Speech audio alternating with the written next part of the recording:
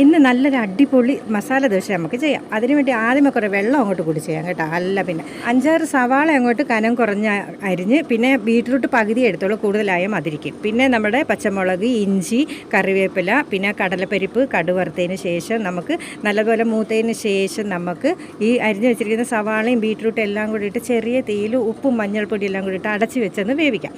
നല്ലപോലെ വഴന്ന് വരട്ടെ. അതുവരെ നമുക്ക് ഉരുളക്കിഴങ്ങ് വേറെ കുക്കറിനകത്ത് പുഴുങ്ങി ഉടച്ച് വെച്ചിട്ടുണ്ട്. അതിനിടയ്ക്ക് ഞാൻ പോയി മത്തൻ്റെ പൂവൊക്കെ എടുത്തുകൊണ്ട് വന്ന് അത് ബജ്ജി ചെയ്യാനാണ് കേട്ടോ.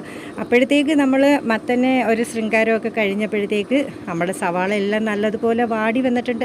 അത് കഴിഞ്ഞ് ഈ ഉരുളക്കിഴങ്ങും കൂടി ഇട്ട് കുറച്ച് നെയ്യും ഒക്കെ ഇട്ടിട്ട് നല്ലതുപോലെ കുഴച്ചങ്ങോട്ട് വെക്കാം. എന്നിട്ട് ഞങ്ങൾ നോൺ സ്റ്റിക്കിനകത്താണ് ദോശ ചുട്ടത്. പക്ഷേ ഇവിടെ ആർക്കും ഇഷ്ടമല്ല, നോൺ സ്റ്റിക്കിനകത്തൊന്നും ചെയ്യുന്ന ഇഷ്ടമല്ല കേട്ടോ. പിന്നെ സാധാ കല്ലെടുത്തുകൊണ്ട് വന്ന് ദോശയൊക്കെ ദോശ നല്ലപോലെ മുരിഞ്ഞ് വരുമ്പോഴത്തേക്ക് മസാലയൊക്കെ ചേർത്ത് മടക്കി അങ്ങോട്ടും ഇങ്ങോട്ട് തിരിച്ചിട്ട് അങ്ങോട്ട് മസാല ദോശ എടുക്കാം. പിന്നെ ഒഴിക്കാനായിട്ട് വല്ല ചമ്മന്തിയോ സാമ്പാറോ മുളക് ചമ്മന്തി എന്ത് വേണേലും എടുക്കാം. നല്ല അടിപൊളി ടേസ്റ്റാണ്.